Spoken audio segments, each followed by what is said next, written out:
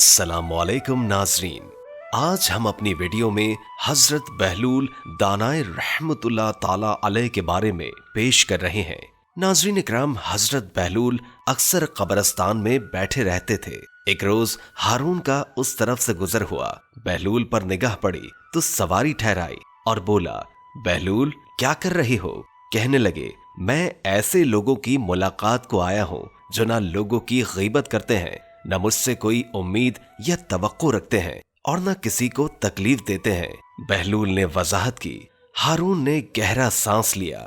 बहलूल, क्या तुम मुझे पुले सिरात से गुजरने और इस दुनिया में सवाल जवाब की कुछ खबर दे सकते हो? हाँ, यकीनन दे सकता हूँ, लेकिन इसके लिए थोड़ा एहतमाम करना होगा। क्या आलीजा इसका इंतजाम कर देंगे? बहलूल ने कहा। हारून ने जवाब दिया, हाँ तुम बताओ, मैं अभी हुक्म दे देता हूँ।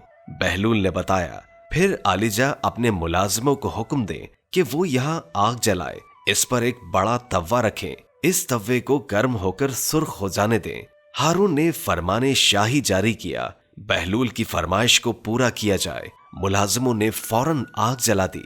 तवा लाया गया और गर्म होने के लिए आग पर रख दिया गया। लोगों की नजरें उसी जानिब थी और हैरत से सोच रहे थे कि इससे बहलूल का क्या मकसद है। यहाँ तक कि तवा खूब गर्म हो गया।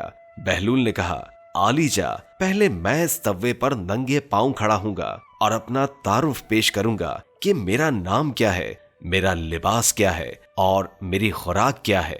इसके बाद इसी तरह आप भी तवे पर खड़े होकर अपना तारुफ करवाइए। हारून कुछ परेशान हुआ, लेकिन मंजूर कर लिया और बहलूल से बोला, चलो पहले तुम पहल करो। हजरत बहलूल तेजी से तवे पर खड़े हो गए और जल्दी से बोले, बहलूल सरका, जौ की रोटी और सरका। ये 3 लफ्ज कहकर वो झट से तवे से नीचे उतर आए। इन चंद लम्हों में इनके पैर जलने से महफूज रहे। अब हारून की बारी आई और वो तवे पर चढ़ा और शाही अलकाबात के साथ अपना नाम बताना शुरू किया। अभी अपना नाम मुकम्मल न कर पाया था कि इसके पैर जलने लगे। वो गिरता पड़ता तवे से नीचे उतर आया और बोला, बहलूल, तुमने मुझे किस अजाब में डाल दिया? हजरत बहलूल मुस्कुराए, आप ही ने तो फरमाइश की थी कि आपको कयामत के सवालों जवाब के बारे में बताया जाए, तो आपने देखा गर्म तवे पर कदम रखना कितना मुश्किल होता है। इसी तरह जो लोग खुदा परस्त हैं, दुनिया के जाहो हश्म से दूर हैं, लालच और तमा नहीं रखते, वो पुले सिरात से आराम से गुजर जाएंगे।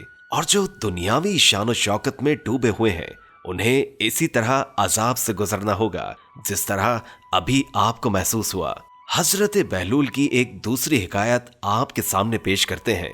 वाकया कुछ यूं है कि हजरत बहलूल का एक दोस्त गेहूं यानी गंदुम पिसवाकर वापस आ रहा था। इसका गधा लंगड़ाने लगा। इसने गधे को 3-4 छड़ियां लगाकर आगे धकेलना चाहा, लेकिन वो तो टस से मस न हुआ और वो बिलाखिर जमीन पर गिर पड़ा। करीब ही वो खस्ता हाल मकान था जहां हजरत बहलूल इन दिनों मुकीम थे। इस शख्स ने दरवाजा खटखटाया और आवाज दी, बहलूल भाई, बहलूल भाई, जरा मुझे अपना गधा तो दे दो। मेरे गधे ने तो आगे रास्ते में जवाब दे दिया है और मुझे ये आटा घर पहुंचाना है। बहलूल इसकी आवाज पहचानता था। इसकी आदत से भी वाकिफ था कि वो जानवरों की सही निगहदाश्त नहीं करता और वो इनसे बेरहमी का सलूक करता है। इसीलिए वो अपना गधा इसे नहीं देना चाहता था। वो बाहर निकला और इस शख्स से कहा, यार बड़ा अफसोस है, मेरा गधा कोई मांग कर ले गया है, इसीलिए इस वक्त तो मैं तुम्हारे काम नहीं आ सकता।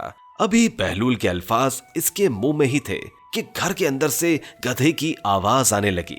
वो शख्स होशियार और शिकवे के अंदाज में बोला, अच्छा बहलूल भाई, तुम भी अच्छे दोस्त हो। तुम्हारा गधा तो घर में मौजूद है और तुम कहते हो कि उसे कोई मांग कर ले गया है, और तुम भी अच्छे दोस्त हो।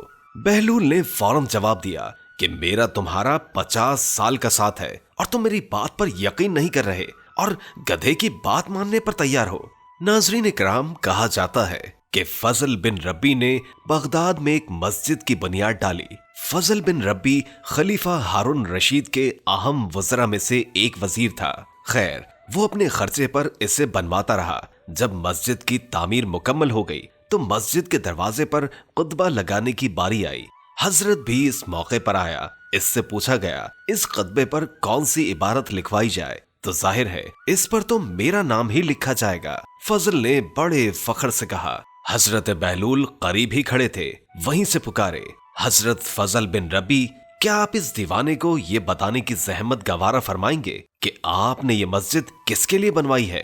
फजल ने जवाब दिया, ये खुदा का घर है, इसे मैंने अल्लाह की खातिर बनाया है।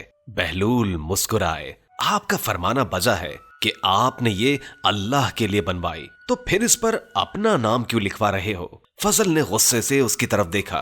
क्यों, मैं अपना नाम खुतबे पर क्यों ना लिखवाऊं? आखिर लोगों को भी मालूम होना चाहिए कि इस मस्जिद का बनवाने वाला कौन है। हजरत बहलूल ने हंसकर कहा, तो फिर मेरा नाम लिखवा दीजिए। लिखवा दें कि इस मस्जिद का बानी बहलूल है। उसने बड़ी नागवारी से जवाब दिया। कहने लगा, अजीब दीवाने हो, तुम्हारा नाम लिखवाने की क्या तुक बनती है? हजरत बहलूल ने कहा, चलो ना सही, मेरा नाम ना लिखवाओ, अपना नाम ही लिखवा दो, और ये लिखवा दो कि इससे तुम्हारी शोहरत और नेक नामी हुई है, फिर इसका सवाब दिल में ना लाना। हजरत बहलूल ये कहता हुआ आगे बढ़ गया। फजल का सर झुक गया।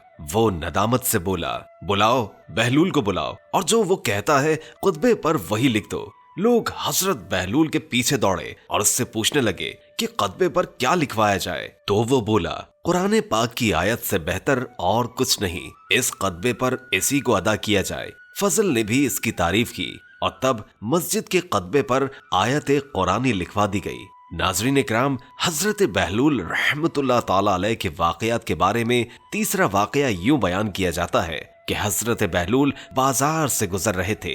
एक शख्स ने दामन पकड़ लिया। हजरत बहलूल ने इसकी तरफ देखा। क्या बात है भाई, मुझे क्यों रोका? वो परेशानी से बोला, जनाब शेख बहलूल, खुदा के लिए मेरी मदद कीजिए, वरना मैं बेमौत मारा जाऊंगा। हजरत बहलूल ने पूछा, क्यों, खैरियत तो है? कहने लगे, बस खैरियत ही तो नहीं है, मेरी जुबान ने आज मुझे मरवा दिया और मैंने अपनी मौत का सामान खुद अपने हाथों से किया है। हजरत बहलूल ने इसका इसरार किया। क्या हुआ, बताओ तो सही कि हुआ क्या है? कहने लगे, क्या बताऊं जनाब, अपनी हिमाकत का हाल अपनी जुबान से किस तरह कहूं। दरअसल हुआ यूं कि हाकिम कूफा की खिदमत में किसी ने बेहद खूबसूरत गधे को पेश किया। सब लोग उसकी तारीफें करने लगे। कोई कहता कि ये बहुत ही आला नस्ल का गधा है, कोई कहता कि इसे खूब सिधाया गया है, कोई कहता कि ये बहुत चाको चौबन और मुस्तैद है। मेरे मुंह से कहीं ये निकल गया, ये गधा तो इतना दानिशमंद है कि इसे पढ़ाया जा सकता है। बस मेरा ये कहना था कि हाकिम कूफा ने मेरी बात पकड़ ली। मेरे मुखालिफों ने इसे हवा दी, यहां तक कि हाकिम कूफा ने मुझे हुक्म दे दिया कि मैं गधे को पढ़ाऊं और अपना कौल सच कर दिखाऊं। अगर मैं इसमें कामयाब हो गया तो मुझे इनाम व इकराम दे दिया जाएगा, और अगर मैं कामयाब ना हुआ तो मेरी गर्दन मार दी जाएगी। मैं सख्त मुसीबत में हूँ। भाई बहलूल, मेरी जान पर बनी है, खुदा के लिए कोई सूरत पैदा कर दे कि मैं बच जाऊं। हजरत बहलूल रहमतुल्लाह ताला अलैह ने कहा, भाई गम न कर, मैं तुम्हें एक तरकीब बता दूंगा, आगे जो अल्लाह को मंजूर हुआ। मुकर्ररा मुद्दत के बाद हाकिम कूफा ने उससे तलब किया। वो गधे को लेकर उसके दरबार में पहुंचा। सारा दरबार भरा हुआ था और लोग बड़े शौक से देख रहे थे कि पढ़ा लिखा गधा क्यों कर अपने फन का मुजाहरा करता है। उस शख्स ने गधे के सामने किताब रखी।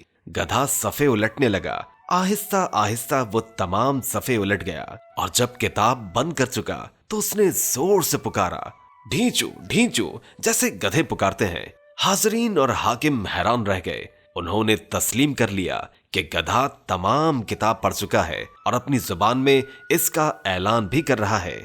उस हाकिम ने इस शख्स को भारी भरकम इनाम व इकराम दिया। वो खुशी खुशी वापस आया और बहलूल की खिदमत में पहुंचा।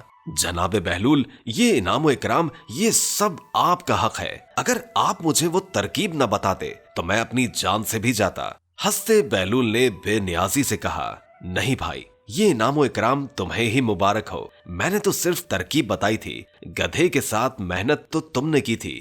करीब ही खड़ा एक शख्स बोला, भाई वो तरकीब क्या है जिसने गधे को सारी किताब पढ़ा दी? वो शख्स हंसा और बोला, अब तो मेरी जान बच गई है। सिवाय इस तरकीब को बताने में कोई हर्ज नहीं है कि जिसको अपने गधे को पढ़ाना हो वो इस तरीके से पढ़ाए। हाँ भाई बताओ। दूसरा शख्स पूछने लगा, सुनो भाई, वो किताब जो गधे को पढ़ानी हो उसके दरमियान जौ रख दोगे, गधे को दिन भर भूखा रखो और शाम को वो किताब इसके सामने रख दो। भूखा गधा किताब के सफ़े उलटता जाएगा और जौ खाता जाएगा। इस तरह 8-10 दिन ये अमल दोहराएं तो गधा इसका आदी हो जाएगा। उसकी खुराक किताब के सफ़ों के दरमियान होगी। अब जिस वक्त भी गधे से किताबें पढ़वाने का मुजाहरा किया जाए तो उसे भूखा रखो और किताब के दरमियान जौ भी न रखो। और अब गधा यही समझेगा कि सफ़े के दरमियान जौ रखे हैं। वो भूख और बेताबी से सफ़े उलटता जाएगा और आखिर सफ़े तक जब इसे जौ नहीं मिलेंगे तो वो ढींचू ढींचू करके ऐलान कर देगा कि उसने सारी किताब पढ़ ली।